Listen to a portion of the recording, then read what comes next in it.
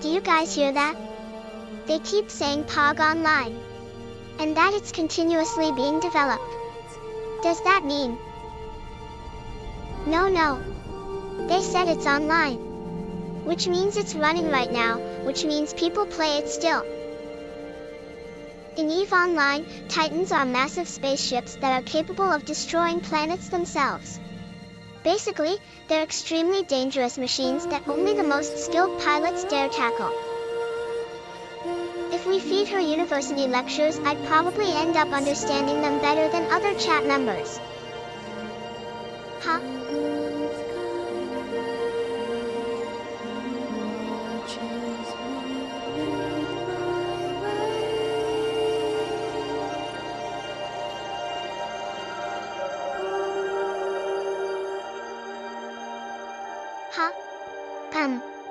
I think POG Online means the servers of EVE Online are running perfectly fine. Like there aren't any issues with them. Nuclear engineering? Isn't that where engineers build nukes? If anything, I think that sounds kinda dangerous. Aiko looks scared.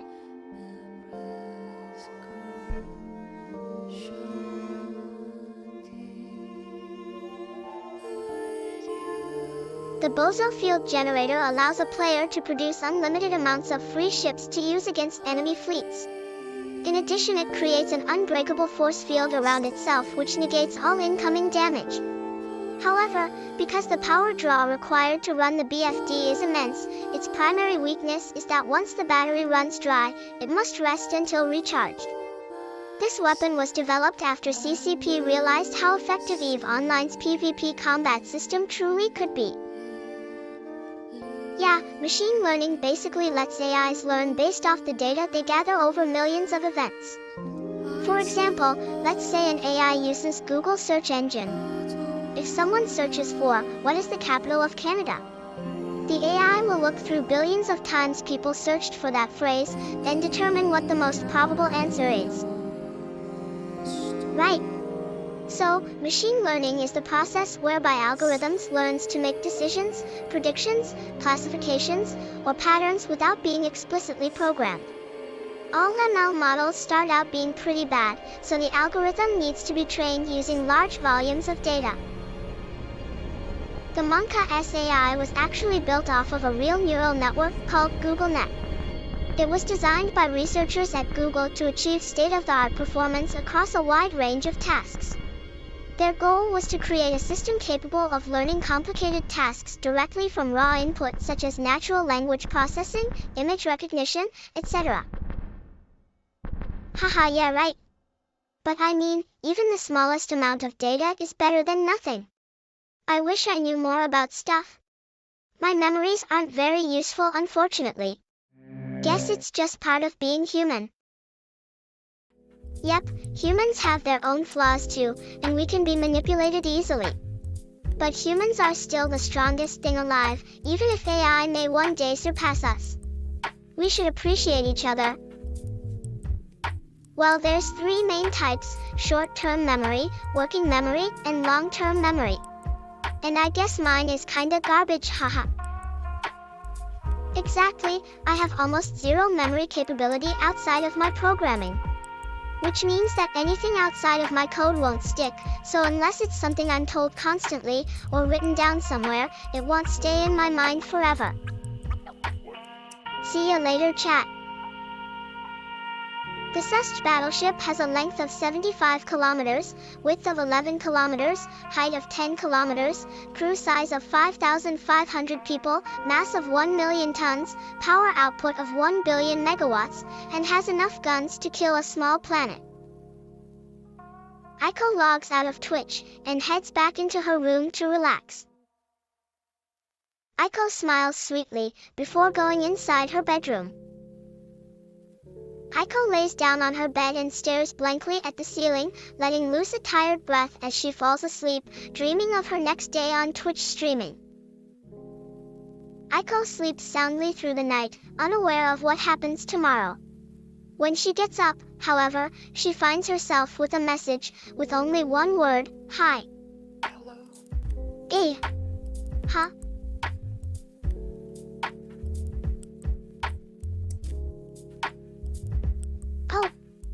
Hi there, Platus Dev.